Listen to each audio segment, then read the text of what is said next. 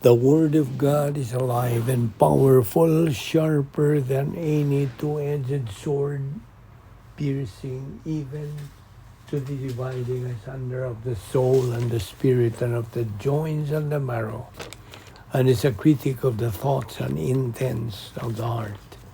All Scripture is God-breathed and is profitable for doctrine, for reproof, for correction, for instruction in righteousness, that the man of God might be mature, thoroughly furnished unto all good works. The entrance of thy words giveth light, it giveth understanding to the simple. Every word of God is pure, he is a shield unto them that put their trust in him. Welcome once again to our daily doctrinal Bible study of the Balbido Evangelistic Ministry. And so we will continue where we stopped yesterday on our study on the doctrine of the Christian way of life. Okay, yesterday, this is where we stopped. But before we start our Bible study today, let us get ready. For you, believer, use the principle of 1 John 1:9 so you can be filled by God the Holy Spirit and be back into fellowship with God.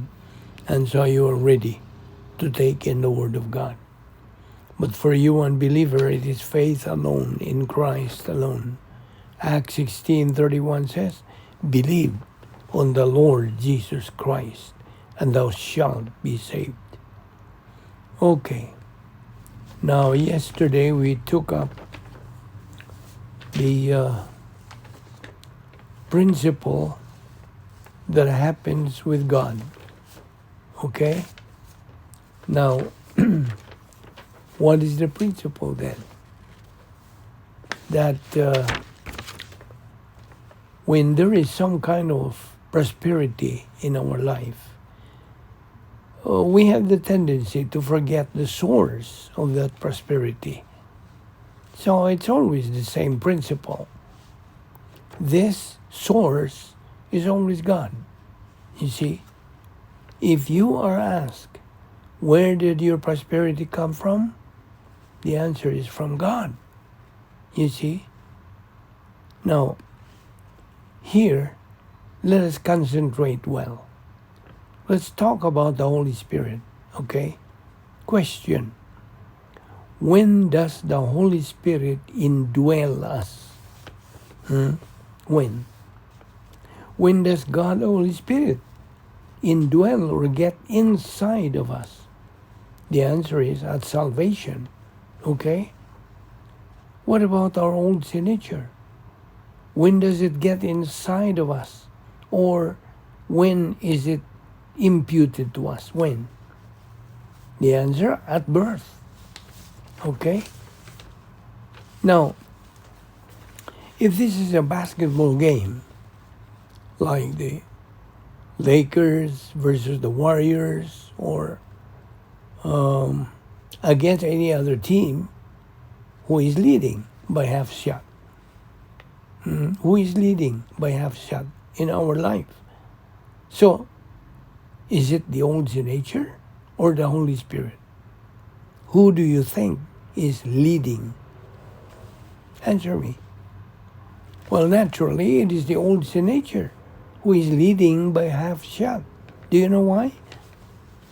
Because from the very moment we first came to our senses, or from the time we were born physically, it was already our old sin nature which was in control of our life. Do you get the point? That there are some of us who got saved when we were a little older or are old already. Some of us would say, I wish I got saved at an early age because I can already sense the effects or results of the Holy Spirit beginning to move in my life. But there are some who have not experienced it yet, since they are still new, or they just got saved. Therefore, we can see here that this salvation, we call it as being born again, according to the Word of God. Okay? So that right at the moment that you are born again, the Holy Spirit starts to enable or indwell your body. We can see here now that through this process, it is salvation that enables us this thing. That's the reason why there are people who cannot accept it, who reject salvation. Because their old nature that's inside them would kind of say, don't accept it. Because if you do, you will no longer be able to experience the nice things, the enjoyments of life. And because they were convinced by the dictates of their old sin nature, they used their negative volition by rejecting salvation. You see? So our volition is within our soul and within our old sin nature.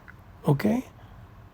Now, when one's volition says yes to salvation, then the Holy Spirit immediately indwells him. So when the Holy Spirit indwells us in our life, now this is very interesting because according to what it says here, please allow me to read it, okay?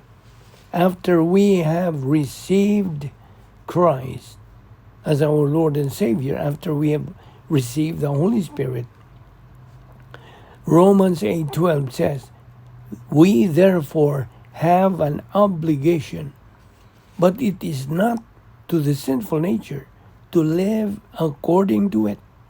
Verse 13, for if you live according to the sinful nature, you will what? You will die. But if by the Spirit you put to death the misdeeds of the body, you will live. Very interesting. That's very interesting, right? So, we will continue this discussion tomorrow. Okay? So, see you then tomorrow.